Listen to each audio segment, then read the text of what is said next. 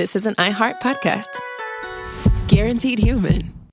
With no fees or minimums on checking accounts, it's no wonder the Capital One bank guy is so passionate about banking with Capital One. If he were here, he wouldn't just tell you about no fees or minimums. He'd also talk about how most Capital One cafes are open 7 days a week to assist with your banking needs. Yep, even on weekends. It's pretty much all he talks about, in a good way. What's in your wallet? Terms apply. See CapitalOne.com/bank. Capital One, N.A., member FDIC. Work can be a little weird. Cringy training seminars, coworkers who won't stop talking about their plant, forgetting the mute button at an inopportune moment. We have to deal with a lot on any given workday. Sometimes it can feel hard to thrive and move forward in your career. Well, that's where LinkedIn comes in. LinkedIn helps you get ideas and insights from experts in your field, connect with people professionally, grow your network, and access tools designed to help you find the right fit for your next role. Whether you're just getting started, figuring out your next move, or looking to accelerate your career, LinkedIn is built to support you at every stage. Because LinkedIn is the network that works for you. Visit linkedin.com/knowstuff to learn more.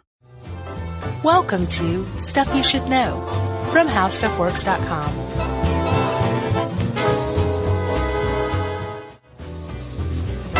Hey, and welcome to the Turn of the Century radio play. How's it going, Chuck? Great. How are you? I'm doing good. People are like, this sounds not like a radio play. No, it will. Yes. Very soon. This is a very special Stuff You Should Know in honor of Shark Week. That's right. We're doing something different, something that Mr. Charles W. Chuckers Bryant put together. Yeah. A group of radio diaries, I guess you could say. Yeah, I think we touched on the shark attacks at the Jersey Shore and Matawan Creek in 1916 in a previous podcast. How shark attacks work? Yeah. And are dogs a shark's favorite meal? That's right, because a dog was actually in the water when the first victim was attacked. This is the story that inspired Jaws, Peter Benchley. Yeah. And it is the famous, and there's been a lot of specials on this, like some pretty good ones. Well, it's pretty sensational. It's like hugely sensational. I would call this, though, the special of all specials on this. You did a great job. You think so? Yeah. Well, thank you. So we want to give you a little backstory so you know what you're listening to. Mm-hmm. Then we want to introduce the players to this little radio play. Yep. Or I guess you call it a podcast play. Yeah. And so you know who you're listening to and what you're listening to. Well, Chuck, let's talk about the attacks. Right? Okay. What year is this that we're going back to? 1916. Yeah, and it's a time when beach recreation was like new. The frozen banana had just been invented. Yeah, sort of. But this was the first time, this was the beginnings of massive amounts of people going to the beach, dudes swimming in the ocean. Ladies just starting to show a little ankle. Just dipping their toe in. Yeah. Mainly the men out there swimming. In their one-piece, yeah, I'm sure. weightlifters uniform bathing suits, right? That's right. And it was just a beautiful time to be alive in America. And so this is the Jersey Shore. It's much like the Jersey Shores today, where if you live in New York or Philly, sure, this is where you're going when it's hot. Yeah, also very different, I imagine. Right, but this is the origin of that time. Yeah. Or of that movement or absolutely love. So this would all come screeching to a halt over the course of 12 days. Yeah. With 5 different victims, 4 of which died. Yeah. On 2 on the Jersey Shore and then 2 more on a creek, on an inland tidal creek. That's crazy. In Matawan. Yeah. Or Matawan. So the first attack takes place on July 1st, 1916, right? Yeah. And people thought it was a fluke. Yeah, it was a Philly vacationer named Charles Van Zant, and he died. 5 days later, there was another attack on the shore. So, yes, now all of a sudden you have the entire nation's attention. Oh, yeah. Because everyone was like, a guy got attacked by a shark, it never happens, totally unusual occurrence. Then 5 days later in the same area, there's another one. Yes, a Swiss man attacked on the shore, and then after that is when, they don't even know, shark or sharks moved inland to a tidal creek, and kids swimming in this creek thinking it's completely safe. Yeah. Boy dies, man dies trying to save boy, another boy severely injured. And it was pretty nuts after that. President Wilson got involved. It was a nationwide frenzy because no one had ever known about shark attacks before. Oh, yeah? Yeah, this is the first thing. It was an anomaly. Oh, okay. So you were basically a sailor to know about a shark attack. I think so, yeah. Okay. Wow, this So, is a heck of an introduction. It is. So that's what we got going on. We'll introduce the players now.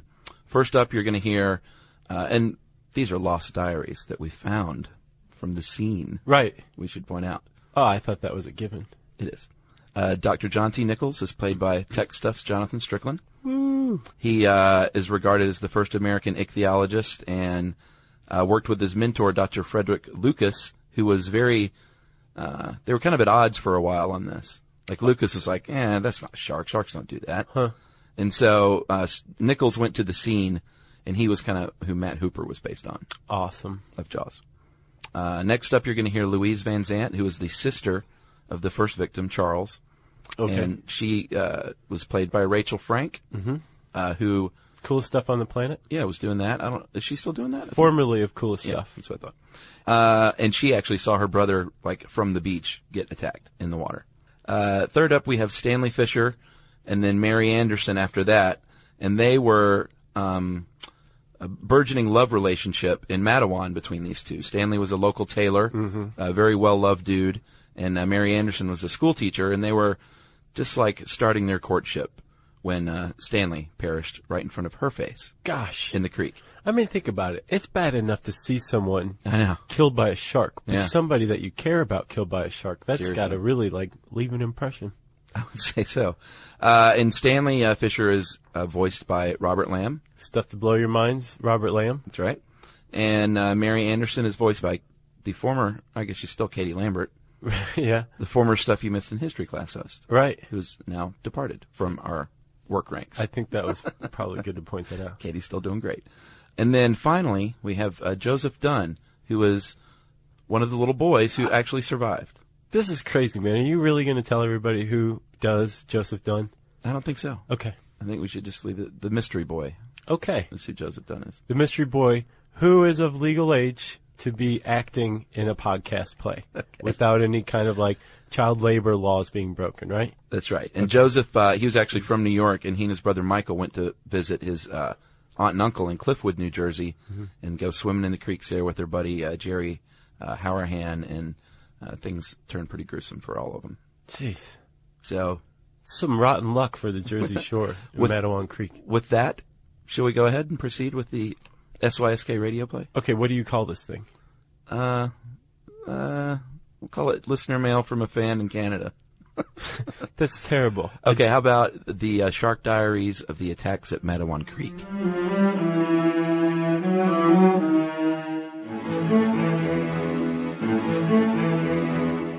July 1st, 1916, 4 p.m. Dear Diary, we're headed to Beach Haven on the train, and it could not be any hotter. I'm covered from head to toe in wool and cotton, and it is quite tiresome. I considered trying the ocean out this time, but Father says that women should not bathe with men. Besides, whoever thought wool stockings and seawater go together should be run up a flagpole. Lead weights in the hem of the skirt. It's as if they're attempting to drown us. Even so, it will be grand to be at the beach for Independence Day. My brother is beside me, making fun of my diary. He has threatened to steal it and share it around his office. I'm sure they would be quite bored with it, though. We must be close to arriving because I can smell the salty air.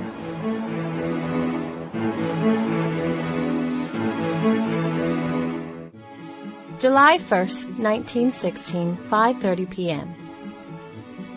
Dear Diary, the resorts are all booked full, and I bet half of New Jersey and Pennsylvania are at the shore. Every 15 minutes, a train dispatches another 1,000 people. It is quite a sight. Who would have thought that the ocean would draw such a crowd? There are young men everywhere, playing cards and keeping an eye out for comers.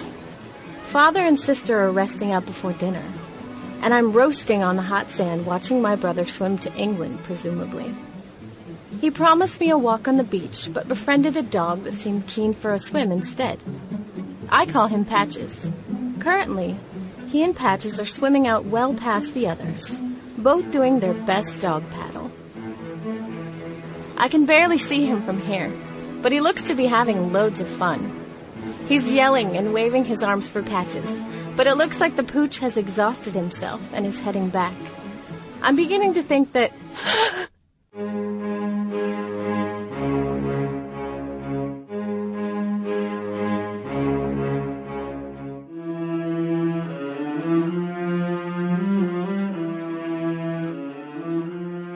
July 2nd, 1916, 2 p.m.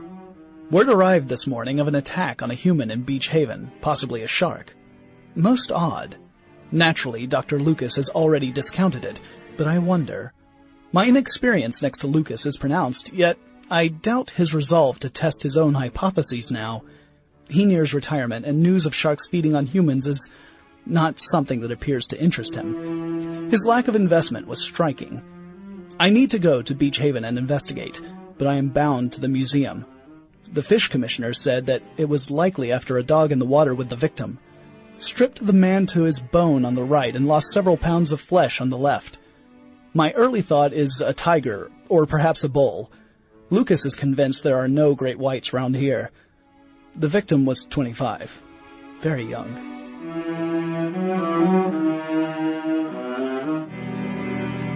July 2nd, 1916, 3:30 a.m. Dear Diary, I cannot believe the words that I am about to write. My brother has died. He was swimming far out in the water when the people around me began shouting. I saw a long dark shadow in the water just behind him. A man said that it was a shark, but I don't know. I've never seen one.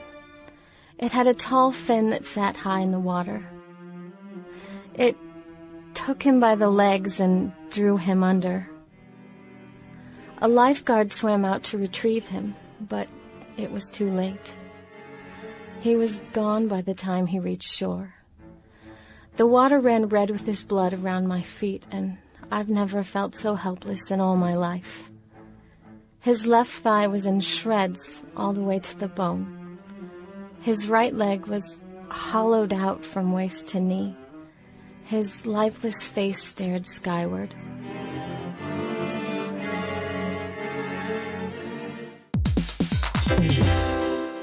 You know, it's hard to believe that the first phone call ever happened over 150 years ago. Just think about that, Chuck. Yeah, it was a long time ago. And I'm Gen X, so I grew up talking on the phone with my friends in high school and stuff, and it was a really fond memory. And over all these years and all these phone calls, AT&T has been there, connecting people in meaningful ways. And this is more than a story of technological innovation. It's a story of human connection. That's right. Over that 150 years, there's been a lot of connection with people, whether it was me in high school or family connecting with one another long distance or those long distance relationships. And AT&T has been there for it all. Connecting changes everything. AT&T.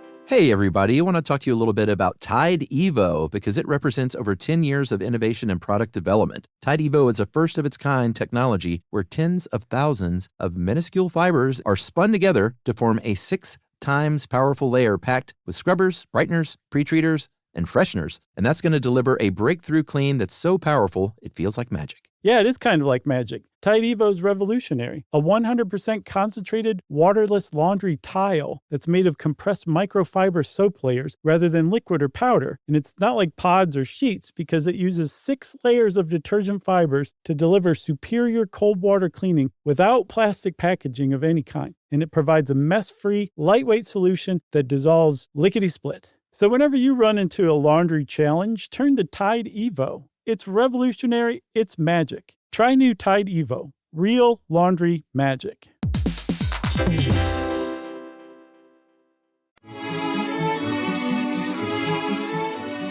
July 2nd, 1916, 8:25 p.m. Summer has come upon us fully. It was more than 90 degrees yesterday, and it may have been even hotter today. Business has been steady, but slower than it was in the spring and the winter before that. Mary and I went for a walk down by the creek after church on Sunday. She told me about our students. We talked about Matawan. We both love it here and don't desire the bright lights of Philadelphia or New York. It is a close community, and we look out for each other. I want to raise a family here. I've grown quite fond of Mary, and I believe that at 3 weeks it can be called a genuine courtship. She's kind, pretty, smart, and comes from a good family. There's a rumor in town that a man was attacked by a giant fish yesterday at Beach Haven. Captain Cottrell has told us all stories of man-eaters at sea, but has also regaled us with tales of giant squids and waves as tall as 4 stories. He's well known to stretch the truth, and his words should be taken with a pinch of salt.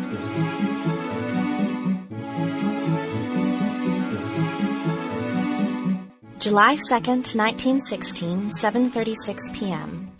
Dear Diary, July, oh July, I cannot believe I have not written in my diary since the end of the school year. Summer break was supposed to be my time to catch up on this sort of thing. Ah well, la-di-da. I am being courted by a man. He's tall and broad with blonde hair and blue eyes, very handsome. He's beloved in town as well. His name is reputable as the mayor himself.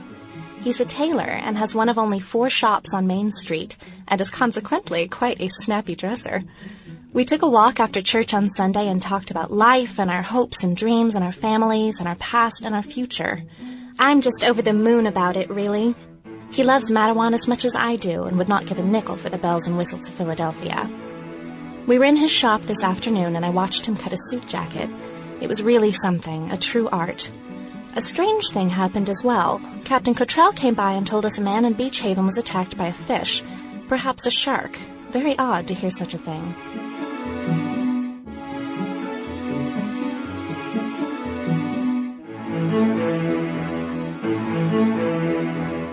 July 4th, 1916, 9:15 a.m.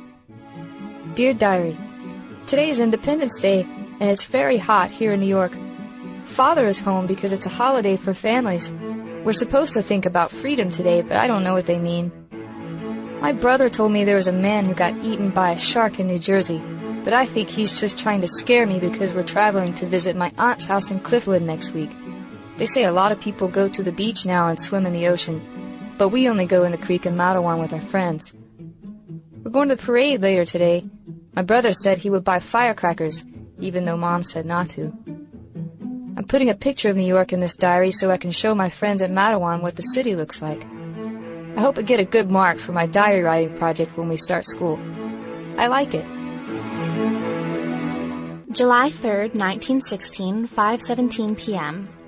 Dear Diary, I decided to take lunch to Stanley today at his shop.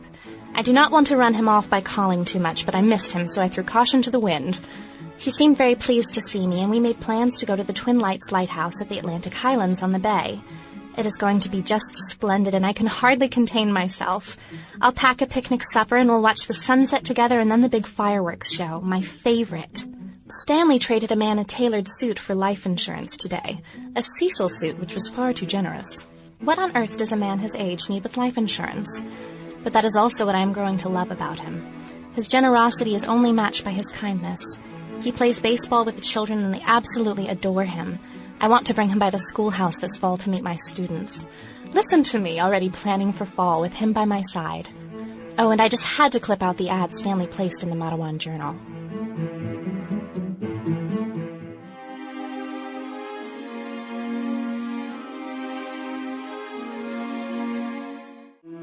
July 5th, 1916, 11:20 p.m.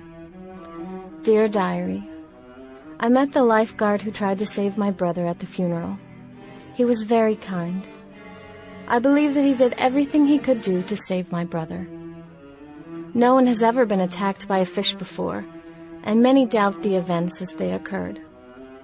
There have long been stories of man-eaters in the sea, but I most believe them to be legend. I was there. I know. I saw him flung from the water. I saw his mangled left leg, exposed fully to the bone. It had been virtually torn from his body. The Times ran a small story on page 18. My brother deserved more, so much more.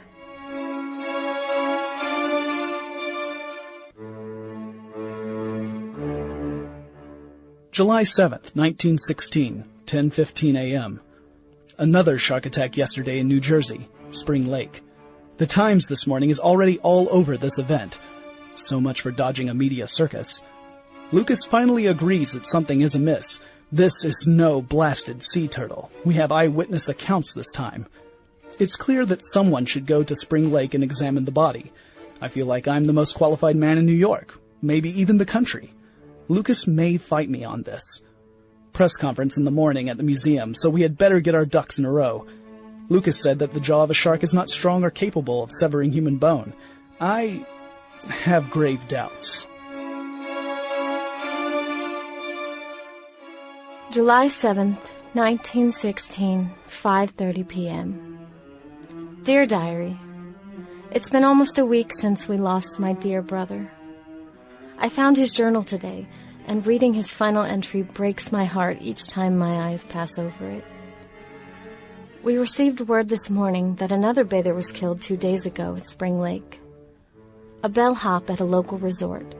His attack has drawn much more attention than our own, just days ago. I feel terrible for his family. Perhaps in time I can reach out to them. No one seems to know what is happening on our beaches that were so different just days ago. What was previously a welcome distraction from the polio epidemic in New York is now a beach awash with the blood of our brothers and sons. I pray for the end of summer. July 7th, 1916, 12:15 p.m. Word has come to Mattawan that another bather was attacked on the shore yesterday. This time it was Spring Lake, not far from here. If this is true, it is most uncommon. We have never heard of a shark attacking a man, and now we have heard stories of 2 in just 1 week. I imagine that the news will disrupt activity at the shore. Luckily for us, all we have to worry about is the odd catfish nipping our toes. I tried to talk Mary into coming for a swim sometime, but she said she prefers to watch me from the bank. I think she's just being shy. She said that she would not want Captain Cottrell to see her in a bathing gown, and I think she may have a good point. She's smart, she is. Surely the shark business is just people's imagination getting the best of them. There are no sharks in New Jersey.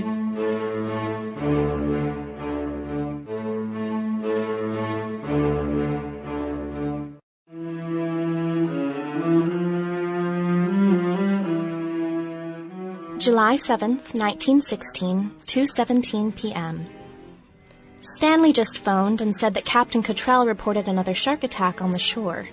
They did not believe him at first, but the newspaper confirmed it. It was at Spring Lake this time, which means much more to do about it, I'm sure. Stanley said that a scientist in the paper insisted that sharks do not come to New Jersey, and even if they did, they would not be interested in humans. I just do not know what to think. Sharks biting people in New Jersey. Who ever heard of such a thing? Stanley swims in the creek, but you would not catch me dead in there. You cannot see 6 inches into the water. Besides, Captain Cottrell is always running up and down in his motorboat. And let me just say that he will never see me in a skirt and stockings. The very thought makes me pale.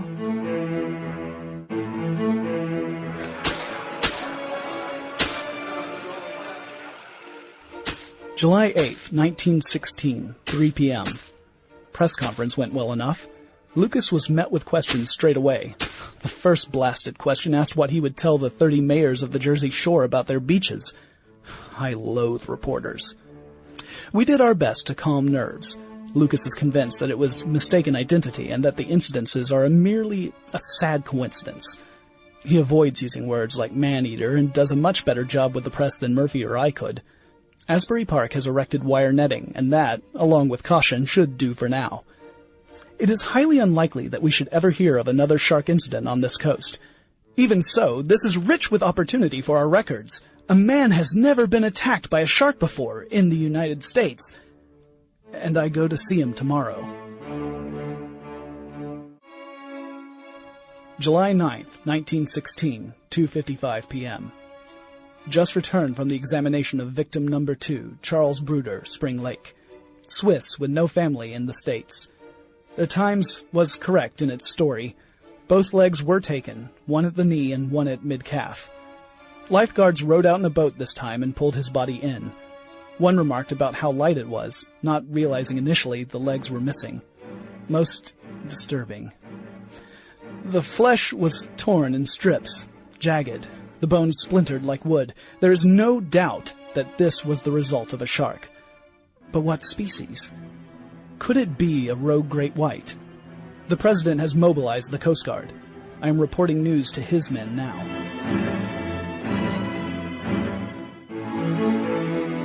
July 9th, 1916, 12:30 p.m. Dear Diary, my brother told me today in church that another man was eaten by a shark in New Jersey, but Mom said it wasn't true.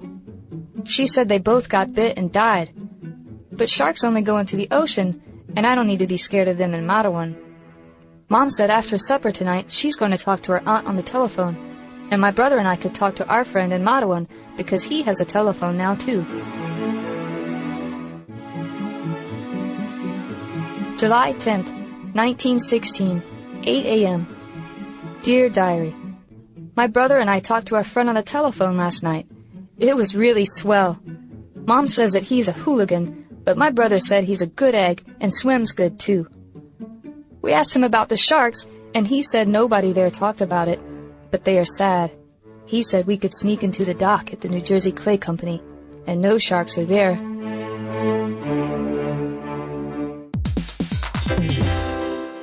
You know, it's hard to believe that the first phone call ever happened over 150 years ago. Just think about that, Chuck. Yeah, it was a long time ago. And I'm Gen X, so I grew up talking on the phone with my friends in high school and stuff, and it was a really fond memory. And over all these years and all these phone calls, AT&T has been there, connecting people in meaningful ways. And this is more than a story of technological innovation. It's a story of human connection. That's right. Over that 150 years, there's been a lot of connection with people, whether it was me in high school or family connecting with one another long distance or those long distance relationships. And AT&T has been there for it all. Connecting changes everything. AT&T.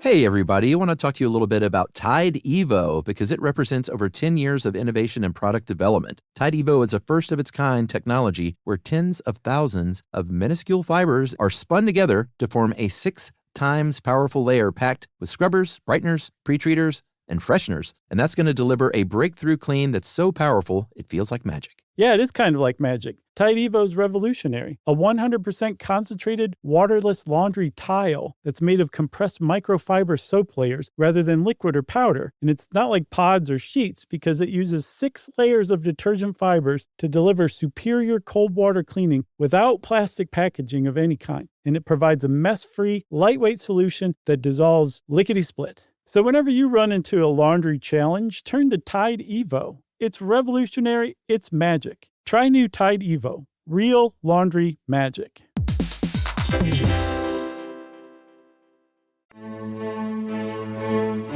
July 11th, 1916, 11 p.m. Dear Diary, it has now been 10 days since we lost my brother. I miss him so much. We all do. His car is still in front of the house, and I catch myself seeing him behind the wheel. After the second attack, a scientist who studies ocean fish came to Spring Lake. He's having a hard time with the local journalists. They've printed that my brother was bitten by a giant sea turtle. They've written that it was a bloodthirsty rogue shark. The scientist makes claims of sensationalism and pleads for patience. He says that only a great white has been known to attack a human, and that there are none in New Jersey. Resorts have hired armed guards to patrol the beaches. They've erected wire nets for bathing areas. I never want to see the ocean again.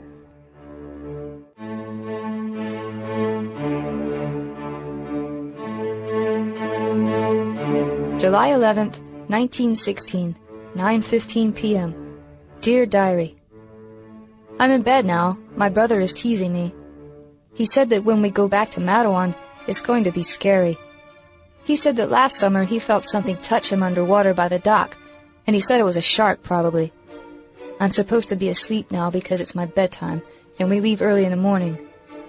I'm scared of the shark, but I don't want him to know because he'll tease me again.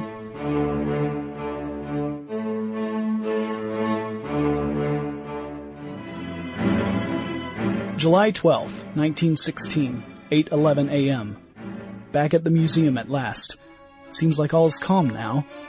It has been nearly a week since the Brooder attack. The media has taken a rest for the time being. There is much research to be done now. Lucas and Murphy are keen to hear my account. Everyone looks to us now for answers, and for now, my colleagues are deferring to me as the only ichthyologist. Popular theories abound. Ship sinkings and sailor deaths in the North Sea are creating a taste for human flesh. Naval bombings are driving European sharks this way. Some have even said it was a purposeful conspiracy of the Germans to lure us into war. It's tiresome to deal with such poppycock.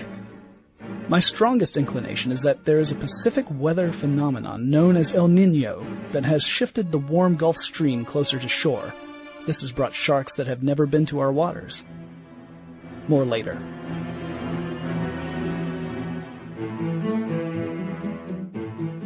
July 12th, 1916, 2:15 p.m. I am famished. Mary said she would bring lunch by after she finished her tutoring, and she cannot arrive soon enough. In fact, I believe I see her coming my way now. She told me last night that today marks 1 month from when I first called on her. It's hard to believe that much time has passed. We should do something special. Maybe I should close the shop early and take her into Philadelphia for dinner. She is closer now, and the sun has cast an angelic glow around her head. Or perhaps that is not the sun. I may curse myself by writing it down, but I believe I might love her.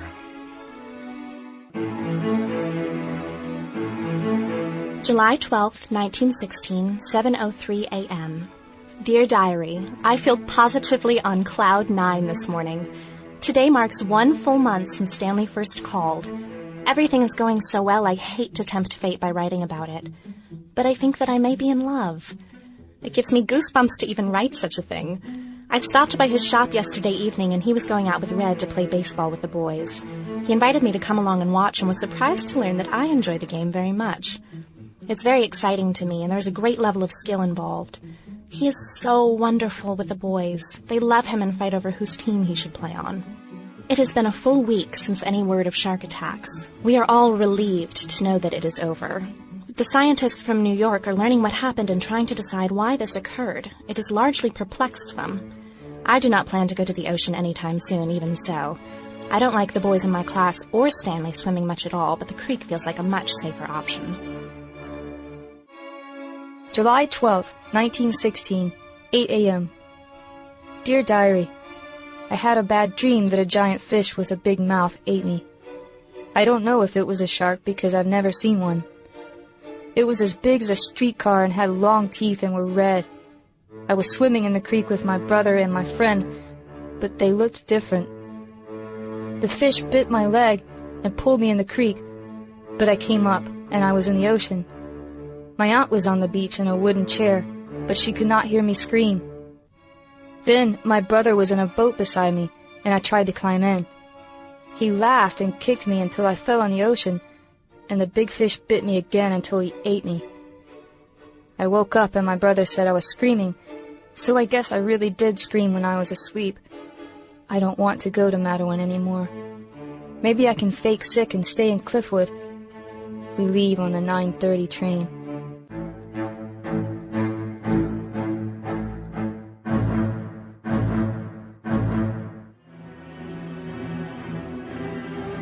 July 13th, 1916, 12:15 p.m. Shocking news today. Word in from Mattawan, New Jersey of 3 shark attacks in the tidal creek. This is very difficult to believe, and we all suspect that the state has succumbed to shark hysteria. Mattawan is a full 11 miles inland. Very doubtful. Regardless, Dr. Lucas has dispatched me directly. I depart on the morning train.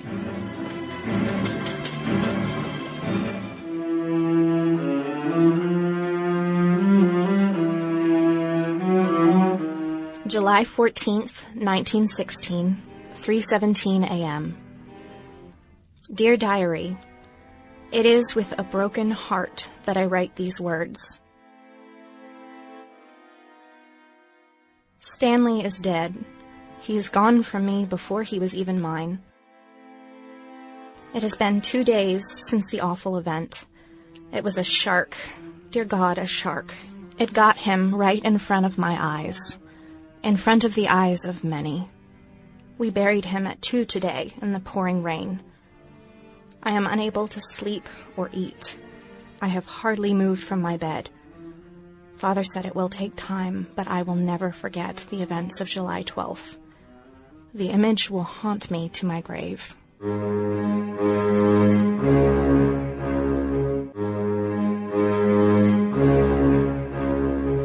July 14th, 1916, 6:14 p.m. Today, I examined two of the victims. A man named Fisher who was trying to retrieve the body of another victim, a boy named Stillwell. Another boy, Joseph Dunn, is the only survivor and is recovering in the hospital. His left calf is torn to pieces. Fisher's injury was similar to the two at the shore. The right thigh had a deep wound and the femoral artery was severed. There was no way to stop the blood. He was taken in front of dozens of locals, including his new sweetheart. Stillwell was not recovered until the following day. His left ankle was chewed off, left thigh mangled from hip to knee. His left abdominal region was open and his intestines were nearly all torn out. The right hip, chest muscle, and left shoulder were also lost. His right leg and face were the only parts untouched. July 15th, 1916, 9:47 p.m. I've just returned to my boarding house after 2 days of chaos. Matawan has turned into a battleground. Men dangle legs of lamb and sides of beef from the bridges. There's a near-constant barrage of exploding dynamite. Women line the banks with rifles. Their methods are not safe, but I cannot deny my desire to catch the beast. I believe that the shark is moving north and attacking people on its journey. I suspect it is either a rogue white or a tiger shark that has strayed thousands of miles from its natural environment. July 16th, 1916, 8:13 p.m. Back at the museum again. The shark hunt in Matawan seems to be working, but I doubt that any caught so far are responsible. Could be the work of more than one. A local sea captain named Cottrell caught a 7-footer and has it on ice in town, a nickel per viewing.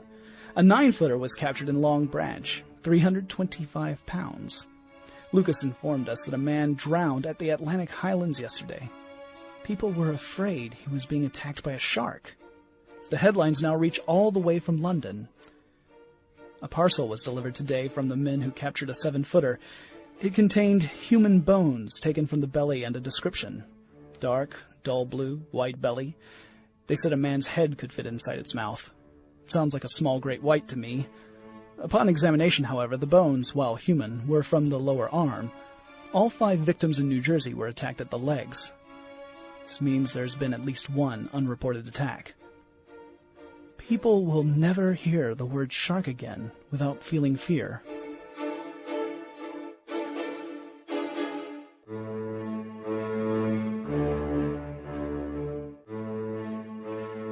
July 24th, 1916, 12:14 p.m. It has been nearly 2 weeks since I lost Stanley, though I can still smell him on my clothes. Each day brings new promise, only to shatter again. I feel like the story must be recorded, as hard as it is for me to write it. I was at his shop in the afternoon on July 12th when some boys ran down the street by the shop in a panic, shouting about a shark in the creek. Stanley dismissed them at first, but I saw that the boys were naked and pale as ghosts. They said that a shark had taken Lester Stillwell in the creek. Stanley did not hesitate for even a moment. He said that Lester had the fits and that if he did not get to him soon, he would be finished. He grabbed Red and Arthur Smith and was gone before I could stop him. I arrived at the creek several minutes after Stanley. He was in a rowboat with Arthur and Red, searching for Lester. They dragged chicken wire under the boat to try and find him. The water was red with blood, and people began to arrive in a panic. Stanley became frustrated and suggested they dive for him. They all changed into bathing suits behind a tree and one by one entered the water. They searched for a while and were losing hope and cold. Red said they should call it off, and they all began to come to the bank. Stanley decided to take one more dive. He went deeper than before, you could tell. Stanley surfaced, holding what remained of Lester Stillwell in his arms. He was walking toward the bank, knee-deep in water, when the beast took him by the right leg. He dropped Lester and yelled, "He's got me, the shark's got me." Those words ring in my head. I do not remember what happened after that. They told me that a deputy was able to fight off the shark with an oar, and that Stanley was aware of what happened. His only words were, "Oh my God." A doctor applied a rope to his thigh, and they took him by train to Monmouth Memorial Hospital. He died there hours later, without me by his side.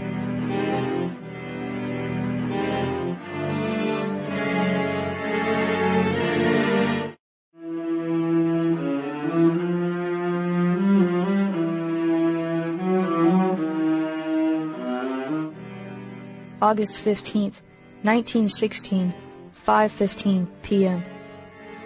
Dear Diary, I'm in St. Peter's Hospital in a town called New Brunswick. It has been a month since I wrote in my journal, and it's because I was bitten by a shark. My brother feels bad about teasing me now, and is very nice to me. We were swimming at the dock with our friends in Matawan, and an old man came by in a boat yelling, "Shark!" My brother and the others got to the dock and got out, but I was behind them. I got all the way to the ladder when I felt something bite me very hard. It was a shark, and it pulled me back into the water. My brother and my friend jumped in and pulled me away from the shark, and they put me on the dock. I don't remember anything after that. I woke up in a hospital, and my leg hurt very bad. I have had 3 surgeries, and my doctor put new skin on my leg. He said I'm going to be okay. My mom cried when she saw me, but I told her it didn't hurt. The nurse here is nice and gives me candy. She says I had bad dreams when I first got here about the shark. But now I'm not scared anymore. The people that work here call me Little Jonah because he was eaten by a whale.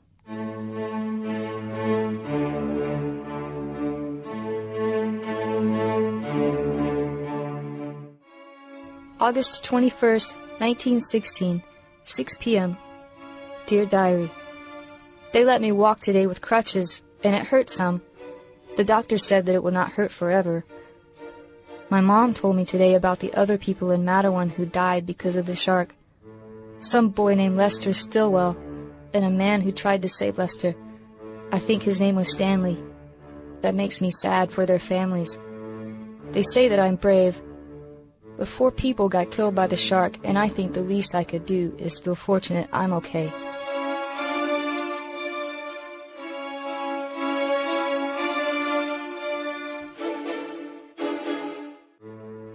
October 15th, 1916, 10:13 p.m. It has been 3 months since the terror at Matawan Creek. Joseph Dunn fully recovered and was released home 1 month ago. My final thoughts on what happened in New Jersey this summer. Whether sharks in general are more numerous in our waters this summer than during previous years may be seriously questioned, notwithstanding the way in which local fishermen and the crowd of incoming steamers have vied in frightening the public. Shark stories with a certain foundation and truth will always be forthcoming when reporters have been ordered to get them. It may be recalled that the summer of 1915, although marked by no such horrifying events as we have known this year, was nevertheless popularly considered an exceptional shark season. So now we must move forward and try to learn from the events of July 1916, a summer that I believe, in the future, may be remembered not only as a terrible tragedy, but as the birth of modern ichthyology.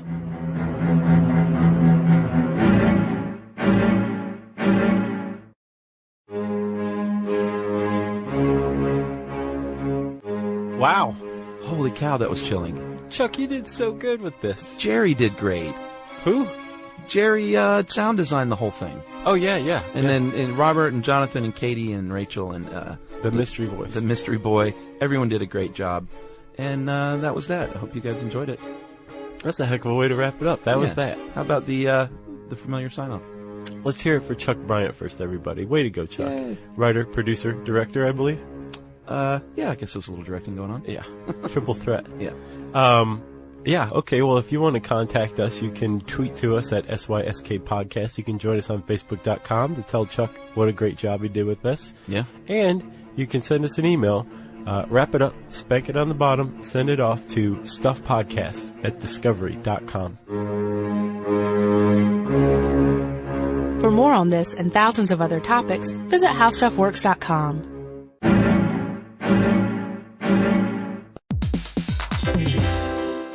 Hey, everybody. Here's a fact for you. In the United States, there is a break-in every 26 seconds, and that means that somewhere right now, an intruder is getting closer. And the problem with most security systems is that they only alert you after the break-in has started, and that's too late. Well, that's what makes SimpliSafe different. They use alerts. SimpliSafe's U.S.-based live agents, they identify threats on your property and help deter them before they actually break in. So the intruder never gets into your house. The crime is stopped before it even starts. That's right. And another great thing about SimpliSafe is they have no long-term contracts. They give you peace of mind and great value with their monitoring deterrence plans because they just start at about $1 a day. Yeah, SimpliSafe sent us a setup years back, and I still use mine every day. Yeah, and apparently setup, you can do it by yourself in under 30 minutes. So it's a really good value and it doesn't take long. So if you want to experience the SimpliSafe peace of mind, you can take advantage of the SimpliSafe discount offered to Stuff You Should Know listeners. Right now, you can get 50% off your new system by visiting simplisafe.com/stuff. That's half off at simplisafe.com/stuff. There's no safe like SimpliSafe.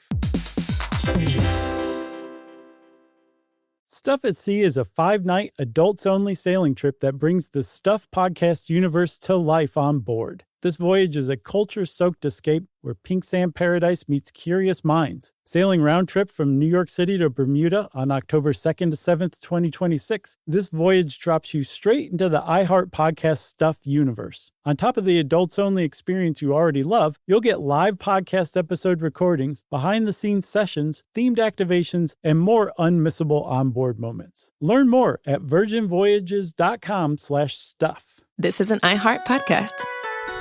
Guaranteed human.